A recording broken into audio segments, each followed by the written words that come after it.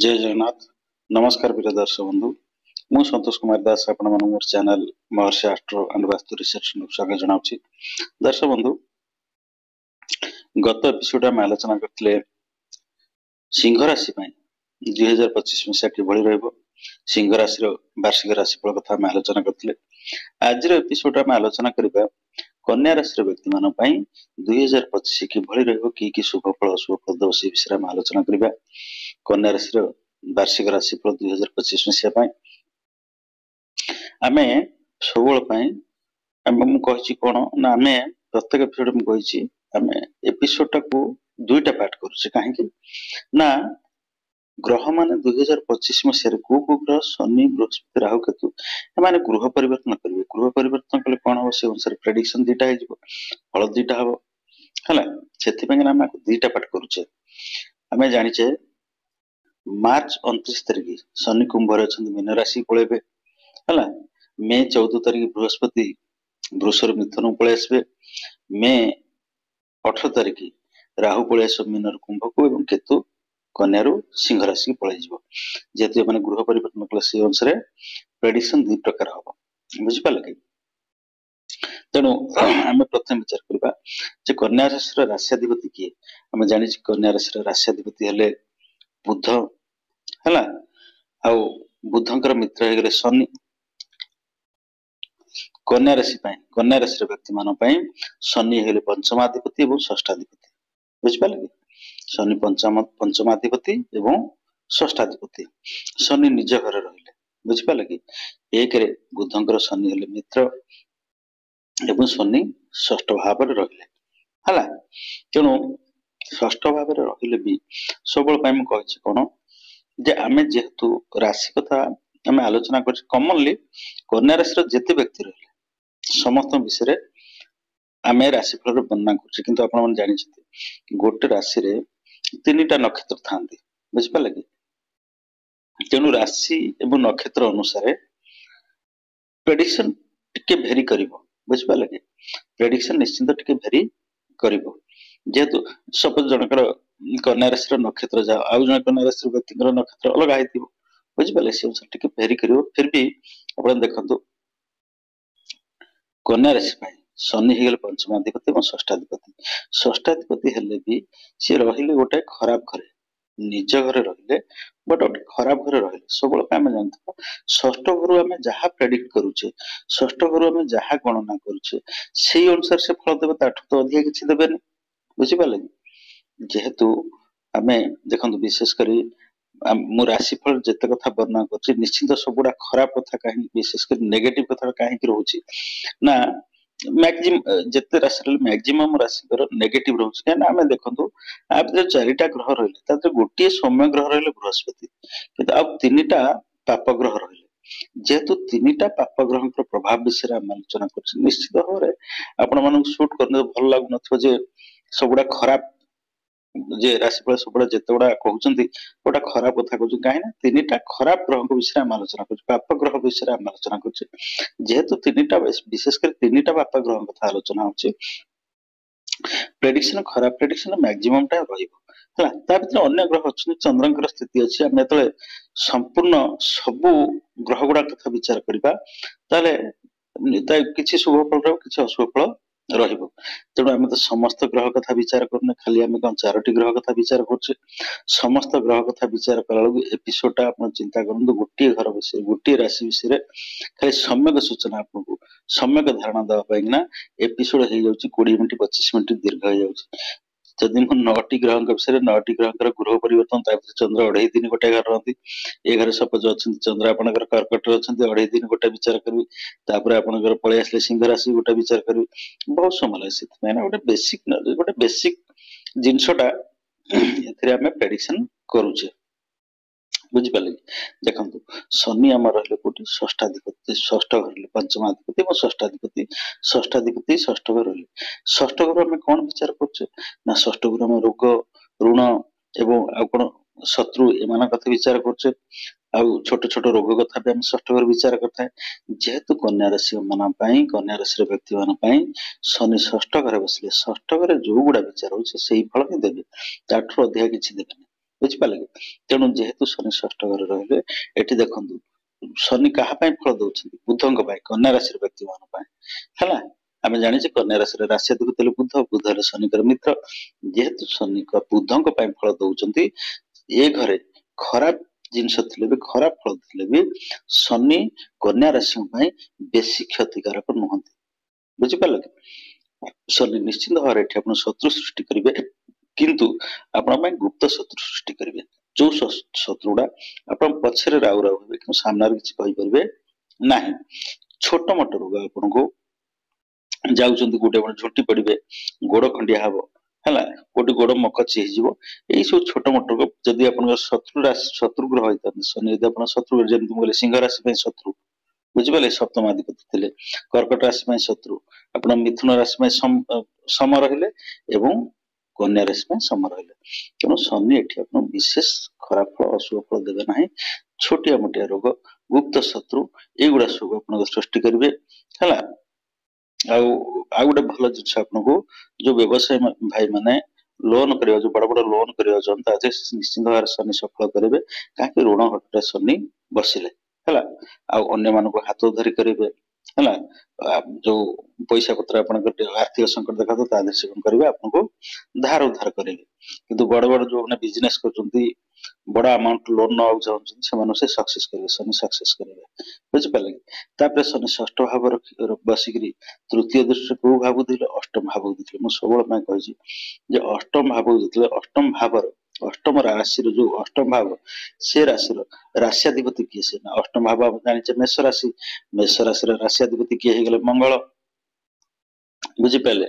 ଶନି ମଙ୍ଗଳଙ୍କର ହେଇଗଲେ ଶତ୍ରୁ। ବୁଝିପାରିଲେ? ତେଣୁ ଅଷ୍ଟମ ଭାବକୁ ଦୃଷ୍ଟି ଦେଲେ, ମଙ୍ଗଳ ଘରକୁ ଦୃଷ୍ଟି ଦେଲେ। ବୁଝିପାରିଲେ କି? ତେଣୁ ଏ ଭାବରେ ବି ଶନି ଆପଣଙ୍କୁ ଶୁଭ ଫଳ ଦେବେ ନାହିଁ ହେଲା। କିନ୍ତୁ ଅଶୁଭ ଫଳ ବେଶୀ ଦେବେ ନାହିଁ। ଯେହେତୁ କାହା ପାଇଁ ଫଳ ସେ ଦଉଛନ୍ତି? ନା ବୁଧଙ୍କ ପାଇଁ ଦଉଛନ୍ତି, କର୍କଟ ରାଶିର ବ୍ୟକ୍ତି ମାନଙ୍କ ପାଇଁ ଦଉଛନ୍ତି। ଏଇ ଦେଖନ୍ତୁ, ମୁଁ ସବୁବେଳେ ପାଇଁ କହିଛି, ଆପଣ ମାନେ ଦେଖିବେ, ଯୋଉ ଭାବକୁ ଶନି ଦେଖିଲେ ସେ ଭାବରେ ଯାହା ବିଚାର କରେ ସେଇ ଫଳ ହିଁ ଦେବେ ହେଲା। ଯୋଉ ଭାବକୁ ଦେଖିଲେ ସେଇ ଫଳ ହିଁ ଦେବେ। ସବୁ ଶନି ଆପଣ ମୀନରେ ବସିଲେ, ଆପଣଙ୍କର ଦେଖିଲେ ଭାଗ୍ୟ ଘରକୁ ଶୁଭ ଫଳ ଦେବେ, ବଢିଆ ଫଳ ଦେବେ। ବୁଝିପାରିଲେ କି? ନିଶ୍ଚିନ୍ତ ଭାବରେ ଯୋଉ ଘରୁ, ଏ ଘରେ ସିନା ସପ୍ତମ ଭାବରେ ବସିଲେ, ମୁଁ ନେକ୍ସଟ ଏପିସୋଡ ଆମେ ଯେତେବେଳେ ଶନି ଯେତେବେଳେ ପଳେଇଯିବେ କୋଉଠି ମୀନ ରାଶି ପଳେଇଯିବେ, ନେକ୍ସଟ ଏପିସୋଡ ଆପଣଙ୍କର ନିଶ୍ଚିନ୍ତ ଭାବରେ ମାର୍ଚ୍ଚ 29 ପରଠୁ ଭଲ ଆସିବ ହେଲା। ଯେହେତୁ ଶନି ବର୍ତ୍ତମାନ ମାର୍ଚ୍ଚ 28 ତାରିଖ କୋଉଠି କୁମ୍ଭ ରାଶିରେ ଅଛନ୍ତି, ଅଷ୍ଟମ ଭାବକୁ ଦେଖୁଛନ୍ତି। ତେଣୁ ଏଠି କଣ କରିବେ? ଆପଣଙ୍କର ସେଇ ଯୋଉ ମୁଁ କହିଲି, ଆପଣଙ୍କର ଗୋଡ ଯନ୍ତ୍ର, ଆଣ୍ଠୁ ଗଣ୍ଠି ପେନ୍ ହବ, ମସଲ୍ସ ପେନ୍ ହବ, ଆପଣ ଅଣ୍ଟା ପେନ୍ ହବ, ଏଇ ସବୁ ସମସ୍ୟା ଦେଖା ଦବ। ବୁଝିପାରିଲେ କି? ଶ୍ୱଶୁର ଘର ସାଙ୍ଗରେ ଆପଣ ତିକ୍ତତା ରହିବ, ଶ୍ୱଶୁର ଘର ସାଙ୍ଗରେ ଭଲ ସମ୍ପର୍କ ରହିବ ନାହିଁ। ଟିକେ ଶତ୍ରୁ ମନୋମାଳିନ୍ୟତା ରହିବ, ବେଶୀ ଖରାପ କରିବେ ନାହିଁ। କାହିଁକି? ଯେହେତୁ ସେ ଏଠି କଣ ବୁଧଙ୍କ ପାଇଁ ଦଉଛନ୍ତି, କନ୍ୟା ରାଶିର ରାଶ୍ୟାଧିପତି ବୁଧ। ତେଣୁ ବୁଧଙ୍କ ପାଇଁ ଫଳ ଦଉଛନ୍ତି, ବିଶେଷ କ୍ଷତି କରିବେ ନାହିଁ। ବୁଝିପାରିଲେ? ତାପରେ ଶନି କୋଉ ଘରକୁ ଦେଖିଲେ? ସପ୍ତମ ଦୃଷ୍ଟିରେ ଆପଣଙ୍କର ଦ୍ୱାଦଶ ଭାବ, ତିନିଟା ଖରା ଭାବକୁ ଦେଖିଲେ। ଦେଖନ୍ତୁ, ଏଠି ଷଷ୍ଠ ଭାବରେ ବସିଲେ, ଅଷ୍ଟମ ଭାବକୁ ଦେଖିଲେ ତୃତୀୟ ଦୃଷ୍ଟିରେ, ଏବଂ ସପ୍ତମ ଦୃଷ୍ଟିରେ ଦେଖିଲେ କୋଉଠି? ଦ୍ୱାଦଶ ଭାବକୁ। ଋଣ ଘରଟାକୁ ଆପଣଙ୍କର ଦେଖିଲେ, ବ୍ୟୟ ଘରଟାକୁ ଦେଖିଲେ। ଏଠି ଆପଣ ଋଣ କରେଇଲେ, ଏଠି ଆପଣ ବ୍ୟୟ କରେଇବେ। ବୁଝିପାରିଲେ କି? ଆପଣଙ୍କର ନିଶ୍ଚିନ୍ତ ଭାବରେ ଆପଣଙ୍କର ବ୍ୟୟ ହବ। କୋଉଥିରେ ବ୍ୟୟ କରିବ ଶନି? ନା ତୀର୍ଥାଟନରେ ବ୍ୟୟ କରିବେ ହେଲା। ଆପଣ ଯୋଉ ବୁଲାବୁଲି କରିବା ପାଇଁ ଯିବେ, ବାହାରକୁ ବୁଲାବୁଲି କରିବା ପାଇଁ ଯିବେ, ପିକନିକ ଯିବେ, ଏ ସବୁ ଜିନିଷ ଯୁଆଡେ ଯିବେ, ସେଥିରେ ଶନି ଆପଣ ବ୍ୟୟ କରିବେ। ବିଭିନ୍ନ ପ୍ରକାର ବାଟରେ ଆପଣଙ୍କୁ ବ୍ୟୟ କରିବେ ଶନି ହେଲା। ଆଉ କଣ କରିବେ? ନା ଆପଣଙ୍କୁ ବାହାରକୁ, ଯେ ଘର ଠାରୁ ନିଶ୍ଚିନ୍ତ ଭାବରେ ଆପଣ ବାହାରକୁ ଯିବେ ବୁଲିବାକୁ ହେଲା। ଯେହେତୁ ଦ୍ୱାଦଶ ଭାବକୁ ଦେଖିଲେ ଖର୍ଚ୍ଚ ଭାବଟାକୁ ଦେଖିଲେ। ତାପରେ ଶନି ଦଶମ ଦୃଷ୍ଟି କୋଉ ଘରକୁ ଦେଖିଲେ? ଆପଣ ଧନ ଭାବକୁ ଦେଖିଲେ।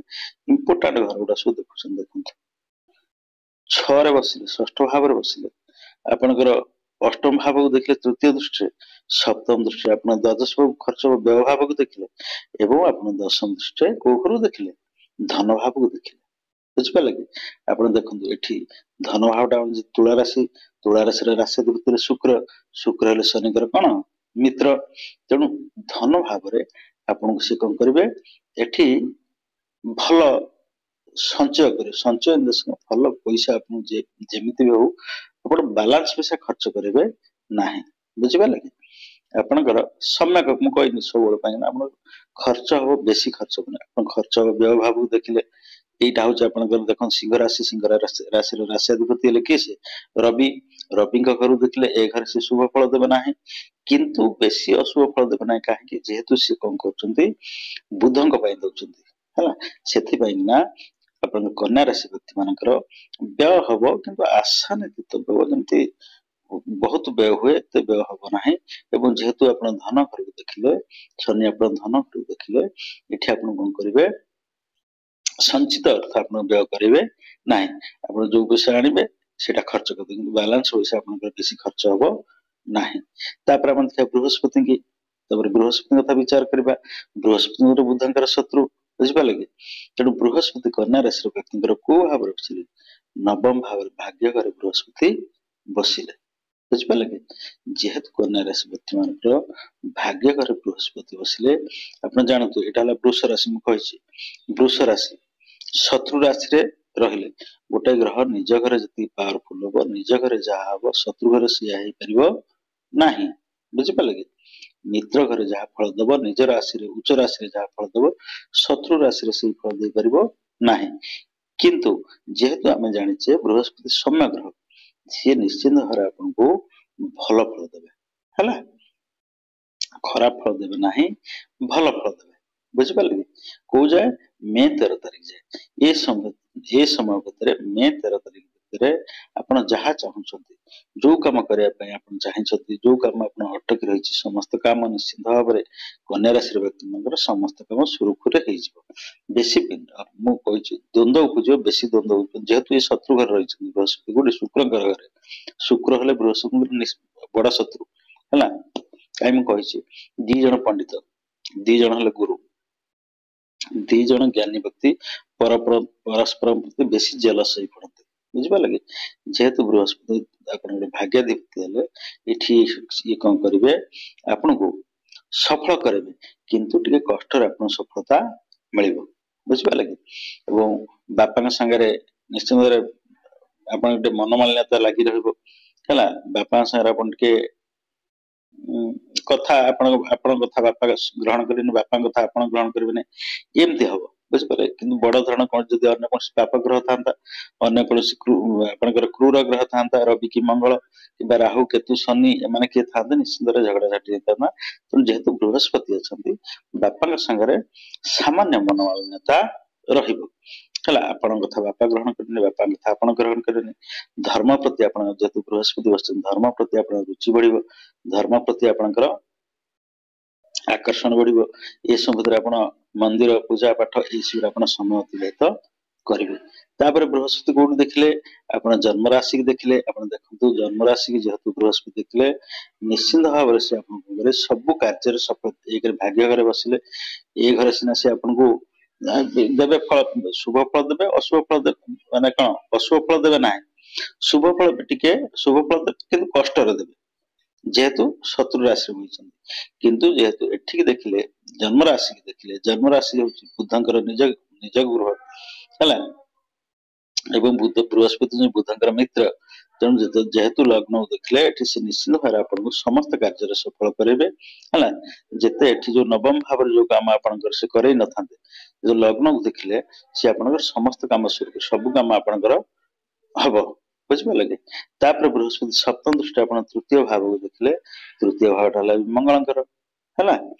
ଯେହେତୁ ଏଇଟା ହେଲା ମଙ୍ଗଳଙ୍କ କ୍ଷେତ୍ର ବିଛା ରାଶି ଆମେ ଜାଣିଛେ ବିଛା ରାଶିର ରାଶିପତି ମଙ୍ଗଳ ବୃହସ୍ପତିର ମିତ୍ର ରାଶି ଏଇ ଘରକୁ ଆପଣ ଦେଖିଲେ କିଏ ସେ ବୃହସ୍ପତିଙ୍କ ଦୃଷ୍ଟି ରହିଲା ଆପଣ ନିଶ୍ଚିନ୍ତ ଭାବରେ ଭାଇ ଭଉଣୀଙ୍କ ସାହାଯ୍ୟ ସହଯୋଗ ପାଇବେ ଆପଣ ଭାଇ ଭଉଣୀ ମାନେ ଆପଣଙ୍କ ଯୋଉ ଗୁଡା ଭାଇ ଭଉଣୀଙ୍କ ଦ୍ଵାରା ଯୋଉ କାମ ହବା କଥା ସେମାନଙ୍କୁ ଆପଣ ନିଶ୍ଚିନ୍ତ ଭାବରେ ପୂର୍ଣ୍ଣ ସାହାଯ୍ୟ ସହଯୋଗ ପାଇବେ ବୁଝିପାରିଲେ ତାପରେ ବୃହସ୍ପତି ନବମ ଦୃଷ୍ଟିରେ କୋଉ ଘରକୁ ଦେଖିଲେ ନା ଆପଣ ପଞ୍ଚମ ଘରକୁ ଦେଖିଲେ ଆପଣ ନିଶ୍ଚିନ୍ତ ଭାବରେ ପିଲାମାନଙ୍କ କାର୍ଯ୍ୟକଳାପ ଆପଣ ସନ୍ତୁଷ୍ଟ ହେବେ ପିଲାମାନଙ୍କ କାର୍ଯ୍ୟକଳାପ ଆପଣ ନିଶ୍ଚିନ୍ତ ଖୁସି ହେବେ ଯେହେତୁ ବୃହସ୍ପତି ଦୃଷ୍ଟି ରହିଲା ଆମେ ଜାଣିଛେ ଏଇଟା ଯୋଉ ମକର ରାଶି ଆମ ବୃହସ୍ପତିର ନିଚା କ୍ଷେତ୍ର ବୃହସ୍ପତି ଏ ଘରେ ନିଚା ହେଇଯାଆନ୍ତି ବଟ୍ ଏଠି ଆପଣ କଣ କରିବେ ସିଏ ମିଶ୍ରିତ ଫଳ ଦେବେ ବୁଝିପାରିଲେ କି ପିଲାମାନଙ୍କ ମୁଁ କହିଛି ବୃହସ୍ପତି ଅନ୍ୟ କୌଣସି ଗ୍ରହ ହେଇଥିଲେ ଆପଣଙ୍କୁ ଏଠି ସେ କଷ୍ଟ ଫଳ ଦେଇଥାନ୍ତେ।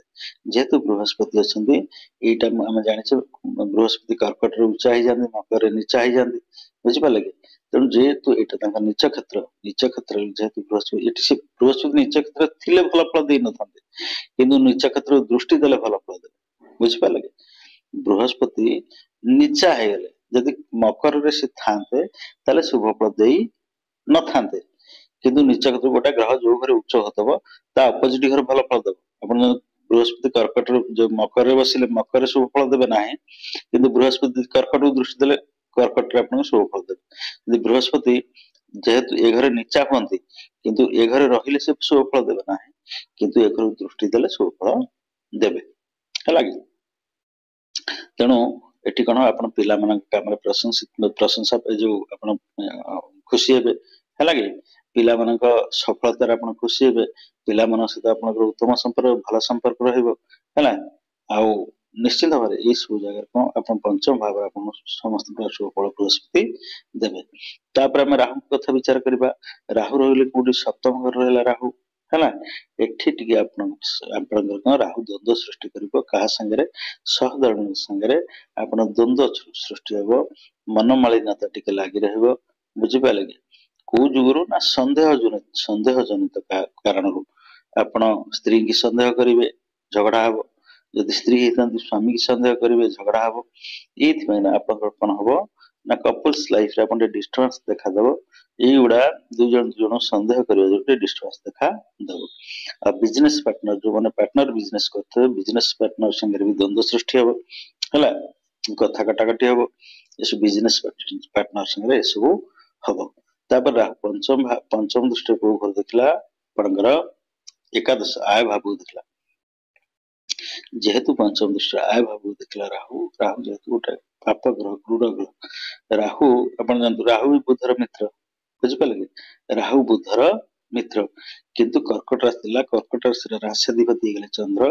ତେଣୁ ରାହୁ ଏଠି କଣ କରିବ? ଆପଣ ଆୟରେ ଟିକେ ବ୍ୟାଘାତ ସୃଷ୍ଟି କରିବ, ବୁଝିପାରିଲେ କି? ଆପଣ ଆୟ ସେମିତି ଆଶାନୁରୂପ ଆୟ କରେଇଦବ ନାହିଁ, ହେଲା? ଦେଖନ୍ତୁ ବୁଧଙ୍କ ପାଇଁ ଫଳ ଦଉଛି, ଯଦି ବୁଧଙ୍କ ପରିବର୍ତ୍ତେ ସେ ରବିଙ୍କ ପାଇଁ ହେଇଥାନ୍ତା ତାହେଲେ ଆୟ ଟୋଟାଲ ସ୍କୁଇଜ କରିଦେଇଥାନ୍ତା, ଆୟ ଆପଣଙ୍କୁ ଟୋଟାଲ ବନ୍ଦ କରିଦେଇଥାନ୍ତା, ବୁଝିପାରିଲେ କି? ଯେହେତୁ ବୁଧଙ୍କ ପାଇଁ ଫଳ ଦଉଛି, ସେ ଶତ୍ରୁ ରାଶିକି ଦେଖିଲେ ମଧ୍ୟ, ଦେଖନ୍ତୁ ଗୋଟେ କଥା ହଉଛି, ଏ ଘରେ ସେ ଯୋଉ ଫଳ ଦବା କଥା, ଯଦି ମିତ୍ର ଘର ହେଇଥାନ୍ତା, ଆପଣ ଜଣେ ବନ୍ଧୁ ଘରେ ଯାହା କରିପାରିବେ, ଆପଣ ଶତ୍ରୁ ଘରେ କିଛି ଗୋଟେ କରିବାକୁ 5 ଥର ଭାବିବେ। ଏଠି ଲଜିକ ଗୋଟେ ଦେଖନ୍ତୁ, ଆପଣ ମିତ୍ର ଘରେ, ନିଜ ଘରେ ବା ନିଜ ସାଙ୍ଗ ଘରେ ଆପଣ ଯେତିକି ଫ୍ରି ଫ୍ରାଙ୍କ ହେଇପାରିବେ, ଯାହା କରିପାରିବେ, ଯାହା କହିପାରିବେ, ଗୋଟେ ଶତ୍ରୁ ଘରେ କି ଅଚିହ୍ନା ଲୋକ ଘରେ, ଗୋଟେ ଶତ୍ରୁ ଘରେ ଆପଣ ସେତିକି ଫ୍ରି ଫ୍ରାଙ୍କ ହେଇକି କିଏ ଗୋଟେ କଣ ମାଗିଲା, ଆପଣ ଦବା ଗୋଟେ 5 ଥର ଭାବିବେ। ସେମିତି ଯେହେତୁ ରାହୁ ଆପଣଙ୍କର ଆୟ ଭାବକୁ ଦେଖିଲା ଏବଂ ଆୟ ଭାବଟା ହେଲା ଚନ୍ଦ୍ରଙ୍କର, ରାହୁ ଟିକେ ଏଠି ଆପଣଙ୍କୁ ଆୟ କରାଇବ, ବଟ୍ ଆଶାନୁରୂପ ଆପଣ ଯୋଉ ଆରେ ପରିଶ୍ରମ କରିବେ, ଯାହା ଚାହୁଁଥିବେ, ଯେତିକି ଚାହୁଁଥିବେ, ସେଇ ଅନୁସାରେ ଆପଣ ପ୍ରଫିଟ ହବ ନାହିଁ, ହେଲା? ଆପଣ ସପୋଜ ଭାବିଥିବେ କି ଏ ମାସରେ ମୋର ଏତିକି ବିଜନେସ ହବ, ଏତିକି ପଇସା ମୋର ରୋଜଗାର ହବ, କିନ୍ତୁ ସେଇ ଅନୁସାରେ ଆପଣଙ୍କୁ ରୋଜଗାର ମିଳିବ ନାହିଁ, ସେଇ ଅନୁସାରେ ଆପଣ ଇନକମ ଟା ହବ ନାହିଁ, ଇନକମ ଟା ଟିକେ ସ୍ଲୋ କରିଦବ, ସ୍କୁଇଜ କରିବ ନାହିଁ, ବଟ୍ ସ୍ଲୋ କରିଦବ। ତାପରେ ରାହୁ ଏଠି ବସି କୋଉଠି? ଲଗ୍ନକୁ ଦେଖିଲା, ହେଲା?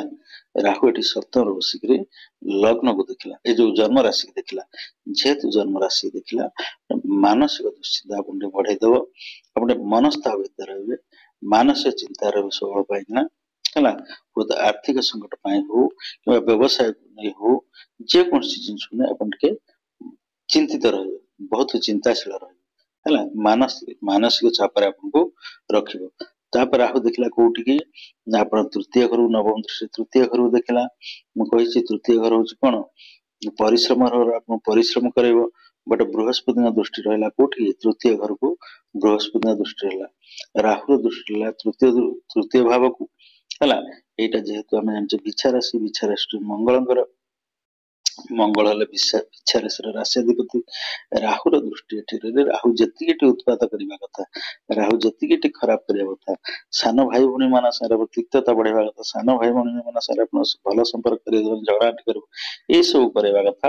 କିନ୍ତୁ ଯେହେତୁ ବୃହସ୍ପତିଙ୍କର ପୂର୍ଣ୍ଣ ଦୃଷ୍ଟି, ସପ୍ତମ ଦୃଷ୍ଟି ହେଲା ତୃତୀୟ ଭାବକୁ, ରାହୁ ଆପଣଙ୍କର बेसी क्षति करिबो नै भाई भणी माने संगे आपण जेमति उत्तम सेमति उत्तम संपर्क किंतु परिश्रम टे बेसी करेबो हला राहुटे परिश्रम करेबो तेणु दर्शक बंधु आज एपिसोड आमे जानिले जे कन्या राशि व्यक्ति मन पई मे 2025 केमिति फल रहबो की फल रहबो से विषय में जानिले नेक्स्ट एपिसोड हम आलोचना करबा ए कन्या राशि व्यक्ति मन पई मे 2018 पर केमिति फल रहबो से विषय में एपिसोड हमर ए पार्ट 2 रा में विषय में आलोचना करबा तो दर्शक बंधु आपन मन अशेष धन्यवाद आपन मन मोर वीडियो गुडा सब लाइक करचंदी चैनल को सब्सक्राइब करचंदी आपन अशेष धन्यवाद जे आपण मानक एमती सहयोग थाउ मो ऊपर पूर्ण विश्वास थाउ बहुत खुशी लागुची जे आपण मन भलो मतामत आसी बहुत बढ़िया बढ़िया मतामत दउचंदी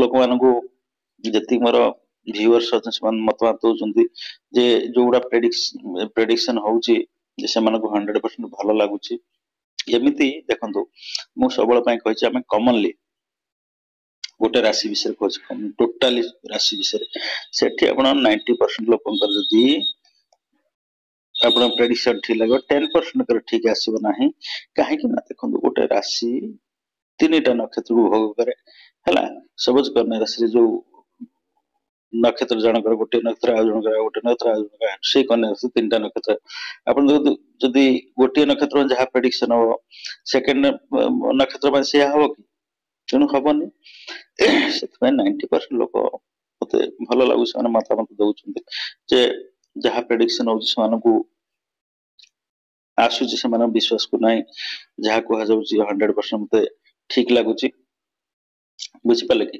तेणु निश्चय मु भगवान को जगन्नाथ को प्रार्थना करूची आपण मन समस्त मन दिन भले जाऊ 2025 आपण पय सुख समृद्धि वर्ष हो समस्त पय मंगलमय हो हला आ समस्त स्वास्थ्य भलो स्वास्थ्य ही संपद समस्त स्वास्थ्य भलो समस्त निरोग रहंतु जगन्नाथ मरेती प्रार्थना करूची तो दर्शक बंधु नेक्स्ट एपिसोड हम आलोचना करबा से कन्या राशि व्यक्ति मन पई 2018 मे ठारो डिसेंबर रे केमति फल रहबो से विषय हम आलोचना करबा।